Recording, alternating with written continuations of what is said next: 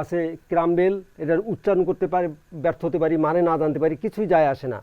Subject আছে S মানে plural, তাহলে যা আছে তাই, তার মানে ক্রাম্বেল। বোর্ড কোশ্চেন সলিউশনে আজকের প্রসঙ্গ আমাদের যশোর বোর্ড 25-এর ইংরেজি সেকেন্ড পেপারের কারেক্ট ফর্ম অফ ভার্ব 4 নম্বরের, বা right form of verb. Right form of verb বা কারেক্ট ফর্ম অফ ভার্ব করতে গেলে আমাদের কোশ্চেনটা কী প্যাটার্নে আসে এবং কীভাবে এটা সলিউশন করতে হয় সেটা আগে একটু বোঝা দরকার। এখানে যে মূল প্রসঙ্গ থাকে, একটি হচ্ছে মূল ভার্ব, এবং মূল ভার্বের দুইটা ফর্ম থাকে, একটা হচ্ছে সাধারণ টেন্স, আরেকটি হচ্ছে পরিবর্তিত টেন্স।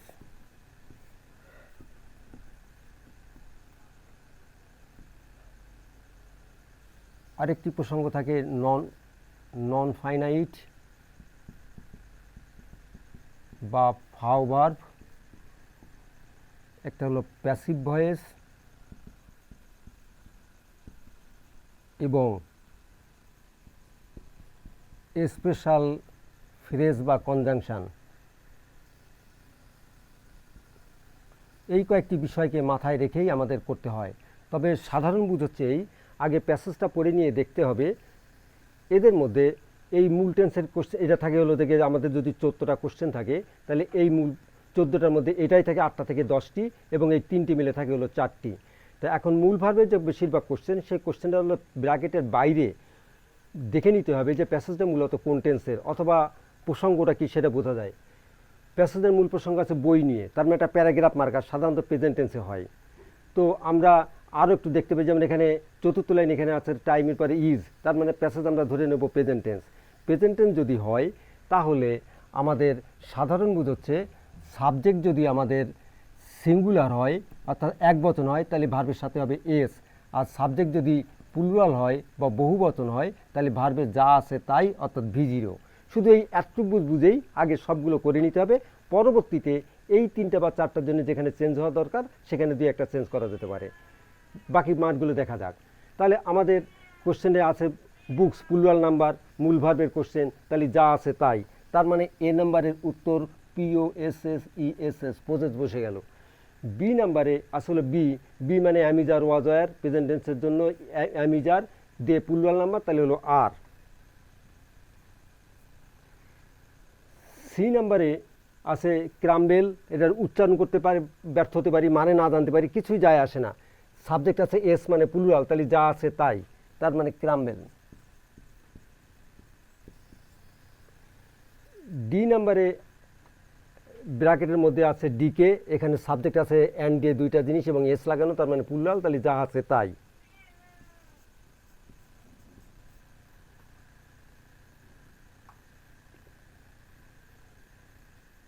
ই নাম্বারে বুকস প্লুরাল নাম্বার, তাহলে যা আছে তাই, সারভাইভ।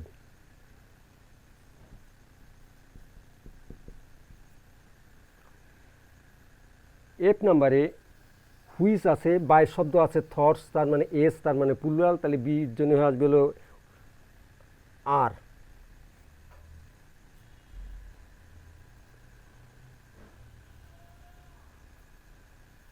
হোয়াট সিঙ্গুলার নাম্বার, তাহলে বির জন্য আসবে হলো থেকে ইজ,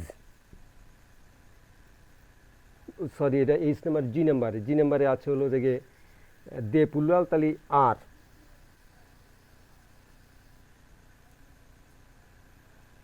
এইচ নাম্বারে হোয়াট সিঙ্গুলার নাম্বার, তাহলে ইজ।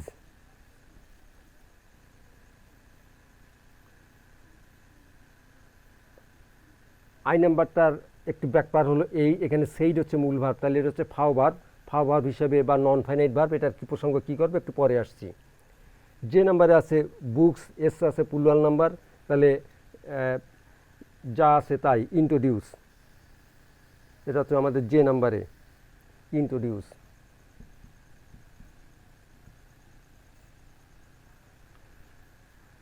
কে নাম্বারে দে প্লুরাল, তাহলে যা আছে তাই, ব্রিং।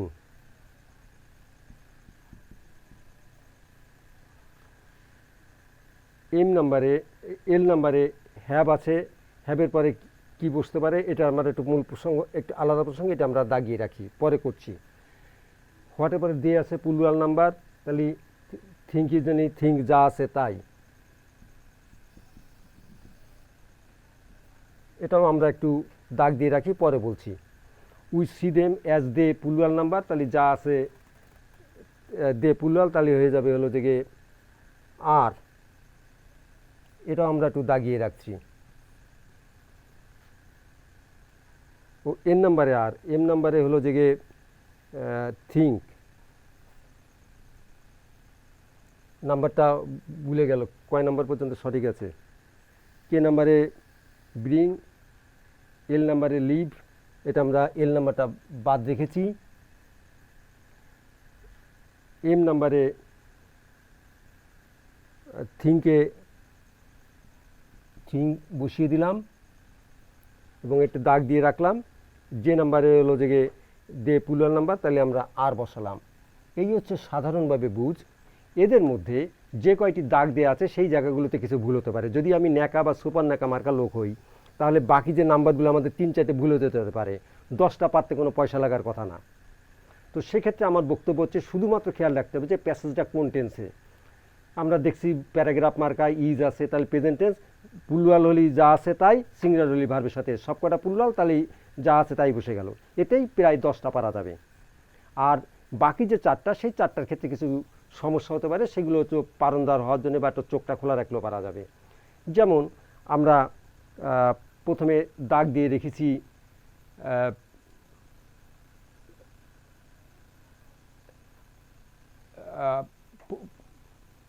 এই একটা বাক্য, আমরা একটু কিছু জায়গা আমরা খেয়াল করি। যেমন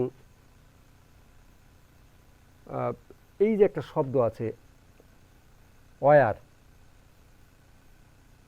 অ্যাগো আছে, অ্যাগো মানে অতীতকাল পূর্বে, এবং এই বাক্যের মধ্যে কামের পাস্ট টেন্সে আছে হলো কেম। তার মানে প্যাসেজ পাস্ট টেন্স শুরু হয়েছে এখান থেকে, তার মানে টেন্স চেঞ্জ হবে। এর নামই হচ্ছে পরিবর্তিত টেন্স। কথাটা বোঝা গেল কিনা? এ পর্যন্ত যা ছিল তাই প্রেজেন্ট টেন্সই ছিল। এই জায়গাটা হলো যে এই অ্যাগো শব্দটা মানে পূর্বে, তার মানে অতীতকালের কাহিনী, এবং কেম, কামের পাস্ট টেন্সে কেম আছে, তার মানে বোঝা যাবে যে এই জায়গাটা একটু চেঞ্জ শুরু হয়ে গেল। সেই কারণে আমরা জি নাম্বারে চেঞ্জ হবে, এর নামই হচ্ছে পরিবর্তিত টেন্স। কথাটা বোঝা গেল কিনা? এ পর্যন্ত যা ছিল তাই প্রেজেন্ট টেন্সই ছিল। এই জায়গাটা হলো যে এই অ্যাগো শব্দটা মানে পূর্বে, তার মানে অতীতকালের কাহিনী, এবং কেম, কামের পাস্ট টেন্সে কেম আছে, তার মানে বোঝা যাবে যে এই জায়গাটা একটু চেঞ্জ শুরু হয়ে গেল। সেই কারণে আমরা জি নাম্বারের উত্তর লিখেছি আর, কিন্তু সত্যিকার অর্থে এখানে উত্তর হওয়া উচিত হচ্ছে দিয়ে প্লুরাল নাম্বারে ওয়ার।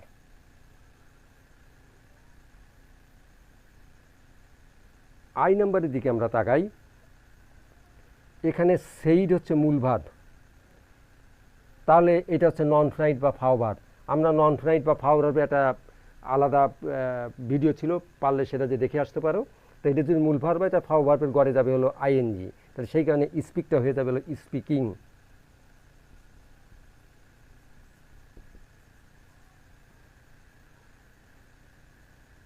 আমাদের এল নাম্বারের কোশ্চেনে আগে একটা হ্যাভ আছে কিনা। প্রেজেন্ট পারফেক্ট টেন্সের সংজ্ঞা হচ্ছে হ্যাভ এর পরে মূল ভার্বের ইডি বা ভি3 বসে, সেই কারণে লিভের প্রেজেন্ট টেন্স হবে না, কারণ এটা মূল ভার্ব, সেখানে আসা উচিত হচ্ছে লিভড। এল নাম্বারে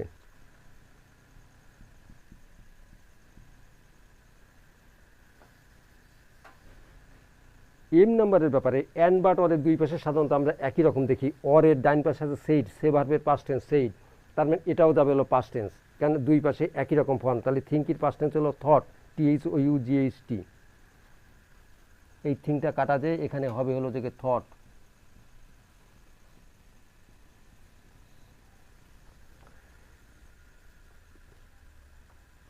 প্যাসিভ ভয়েসের কোনো কোশ্চেন আমরা পাইনি, আর যদি পাইও, যে যদি আমাদের বেখালি হয়ে থাকে, তাহলে সর্বোচ্চ একটার মার্ক মিস হয়ে যেতে পারে। এর নাম্বারের আগে একটা অ্যাজ ইফ আছে, আমাদের স্পেশাল এক ধরনের কনজাংশন। অ্যাজ ইফের সূত্রটা হচ্ছে এরকমের, বাম পাশে যদি প্রেজেন্ট টেন্স হয় অর্থাৎ ভি1 হয়, ডানিটা হবে পাস্ট টেন্স, তাহলে দিয়ে প্লুরাল, এর কারণে আর না হয়ে হবে হলো ওয়ার।